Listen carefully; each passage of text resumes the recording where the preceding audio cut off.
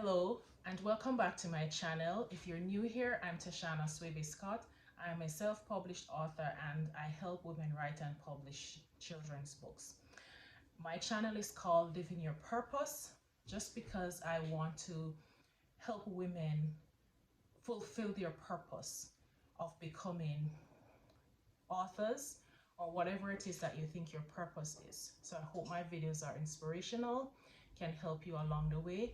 I'm doing a series on getting your book from thought to published. And in the first video that I did in this series, I spoke about how you can get your thoughts out from your head to paper, and just by mind mapping and brainstorming and pulling out those ideas, just flushing them out and putting them on paper, and then deciding on maybe the first 2 or 3 that you are going to zone into and figure out which one of that you're going to start with. So that was our first video, pretty much just helping you to figure out the time, what time works best for you, set a time for your writing, set an alarm for about 30 minutes where you get those ideas out, a place in your room, in your house, and just stick to that. The second video was really figuring out who your audience is, who is your target audience, who are you writing for? Are you writing for children whose parents will be reading these books to them, newborns, babies, or are you writing for early readers? So that was the second video, to kind of figure out who it is that you want to write for. Today, I'm going to look at what types of books would be best for your readers. And so let me just get this light back on.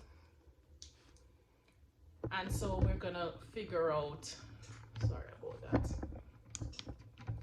So we're gonna figure out the types of books that we can write for our readers.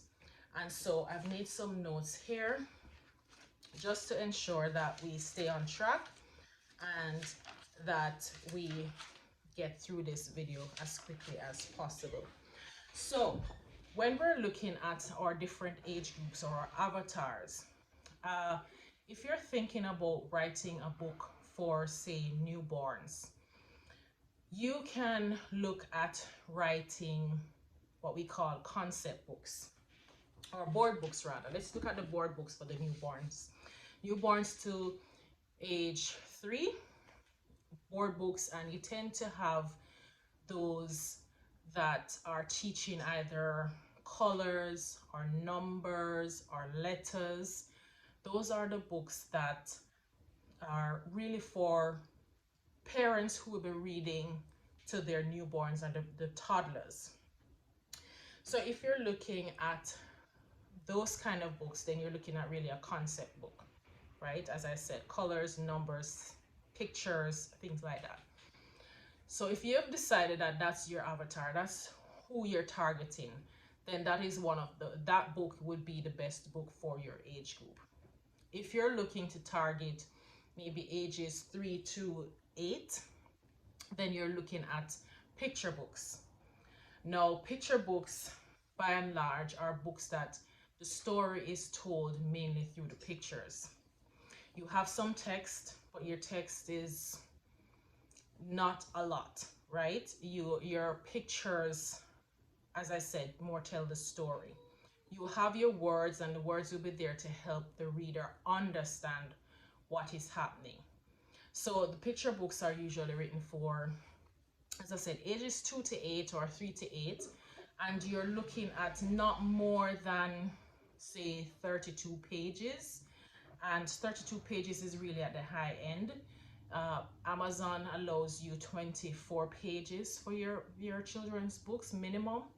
So if you're looking at the lower, maybe ages 3 to 4, then you want to probably keep at the 24 pages. But that's what your picture books are. It's really books that have a lot of graphics in it and very little words. So if your target age group is ages 2 to 8, you're still going to have the parents reading to them at certain level, and then at maybe 5 to 6 they're starting to read for themselves. So your target audience at that part point is really either still the parents or an adult reading to the kids, or you have the younger kids who are just starting to read. Now, you also have the type of books that are really for early readers, ages 5 to 9. So if you're gonna be looking at that age group, then that's the kind of book that you're looking for. So you're still having your story, but your story is not too long and not too over the top in terms of your vocabulary, because you still want these readers to understand and to get the point and to find some meaning in your book, still educational but entertaining, not too long where they become distracted. So these are the things that you consider, right? And those are ages 5 to 9. The next one is first chapter books. So if you're looking at um, maybe writing a chapter book, then you're looking at ages maybe 6 to 9, because when my daughter was about 7 years old, I think that's when she had her first, started reading her first chapter books. So you're looking at that age group, about 6 to 9 or 8 to 10. And so you have to figure out, you know, as I said in the previous one, figure out who your target audience is, and then you can come next step to figure out what type of book you're going to be doing. And therefore, once you figure out the type of book, then you're going to start figuring out the vocabulary that is needed for that book. And you have to remember your age group. You can't be using vocabulary that a 4-year-old may not know, or it's meant for a 9-year-old in a picture book, right? So knowing your audience is very, very important, because it allows you to define what type of book you're going to write, how you're going to structure your book, right? You don't want to do a chapter book for somebody who is 6 years old only, right? I mean, you may start from 7 to 9, but you have to think about the age group and make sure that your vocabulary suits that age group, how the book is laid out suit that age group. A 3-year-old doesn't want to be sitting down and listening to their parents read a chapter book. That's a bit much.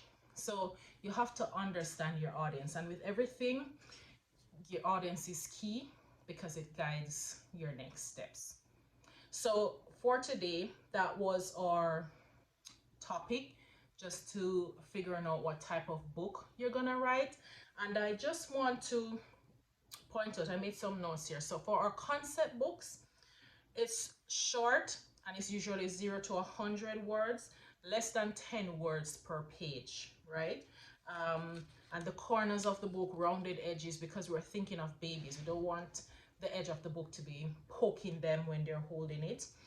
Usually about 14 to 28 pages.